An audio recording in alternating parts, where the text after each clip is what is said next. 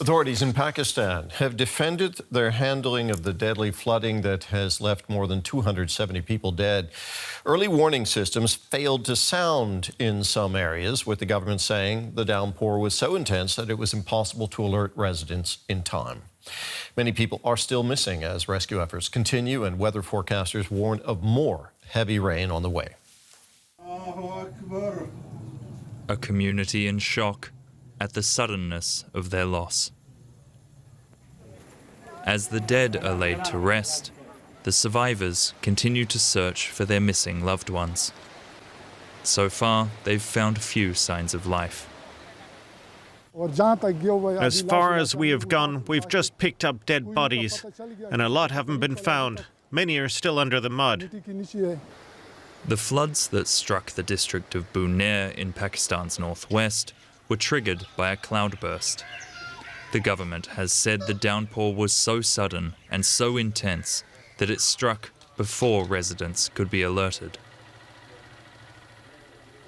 In mere moments, Suleiman Khan's entire life was upended.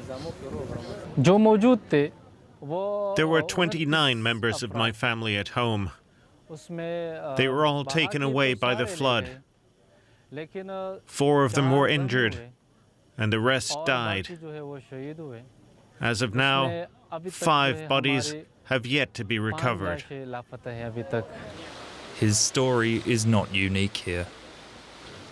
Officials say the flooding has left 10 to 12 entire villages at least partially buried. While military and rescue services have been mobilized, recovery efforts are slow. The damage is catastrophic, and most of the work is being done by hand. The government has not sent even a single excavator to help us. Our loved ones are still buried under the mud, stones, and collapsed houses. Every house in our area has been destroyed. We're appealing to the government to please send machinery to help us. Even as they pledge to send more help, authorities are warning of more rain and possible landslides over the next days. But for the survivors who have lost everything, there's nowhere left to go. Well, for more on the torrential rains in Pakistan and how Pakistan is dealing with it, we can speak now with Rafay Alam in Lahore. He's an environmental lawyer and climate activist. Welcome to the program. Rafay, what is the situation in the affected regions in northwestern Pakistan right now? Has aid arrived in those remote and mountainous areas? Well, thank you for having me. And that was a genuinely heartbreakingly tragic report that you just aired. Heavy monsoon rains continue to impact all over Pakistan, especially the northern areas. The most recent spell between the 14th and the 16th triggered devastating flash floods and these cloudbursts, unexpected cloudbursts and landslides in Pakistan's northern areas. And up till now, the National Disaster Management Authority estimates that we stand at about 645 fatalities, 905 injuries, with the province of Khyber Pakhtunkhwa, where Buner is located, accounting for over half those fatalities. Not only that, but we're losing livestock. 124 bridges have been destroyed and about 400 kilometers of road as well. And we also know that the rain is not going to stop. We're still expecting more rains in the coming days as well. Now, Pakistan does have an early warning system in place for catastrophic weather events like this. Why didn't people get more of a warning in this case? Well, I don't want to defend any misgovernance in Pakistan, but I wouldn't say that the early warning systems failed. We do have early warning systems in place. And I mean, I'm a climate activist. I knew about where the rain was going to happen and when by notifications that the Disaster Management Authority issued last week. The problem really is that much of the damage and the lives lost were because communities in these areas live very close to riverbeds.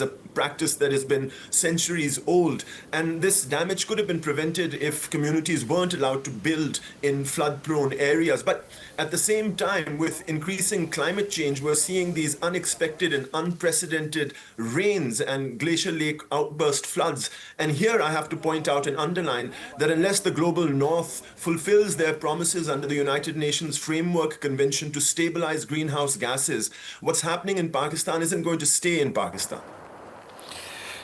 What can be done to protect villages of the kind in the kind of remote mountain districts that were most affected by these rains and still being affected? Well, we need to, for example, prohibit any construction near flood-prone areas. We know what flood-prone areas are. We should accelerate the practice of afforestation because trees have the impact of buffering floods as they come down the side of mountains. And we need to model our new infrastructure based on the assumption that we're going to see 2 degrees of global warming by 2050. None of this is going to be cheap, and Pakistan is a poor country. And so what also needs to be done is that the global north, the international community, need to fulfill their promises of global climate finance available to countries like Pakistan so that they can put their infrastructure and economies back on their feet after suffering these sorts of climate impacts.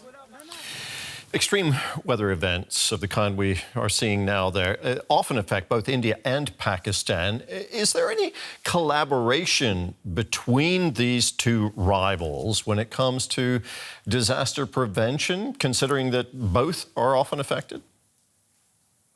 Well, I mean, Pakistan and India had an escalation near war earlier this year. And so the tensions between Delhi and Islamabad are such that I think any sort of formal interaction is bleak. However, you're right. There are many areas related to climate change and the environment where there can be transboundary cooperation. One could be in disaster management and disaster relief across the line of control in Kashmir, where these far-flung communities can benefit by disaster management agencies crossing the border. Also, air pollution, which is a South Asian problem, and most air pollutants are climate related. Remember, there are thousands of people, children in South Asia that are losing their lives to air pollution, and it's the duty of the state to protect the lives and property of their citizens. It would do very well for the governments of India and Pakistan to cooperate on these sorts of greenfield policy issues of environment and climate change, not necessarily politically, but perhaps academically, and open up that space which is necessary for the two capitals to begin talking to each other. Rafay, thank you for talking with us today. That was Rafay Alam, environmental lawyer and climate activist, speaking to us from Lahore.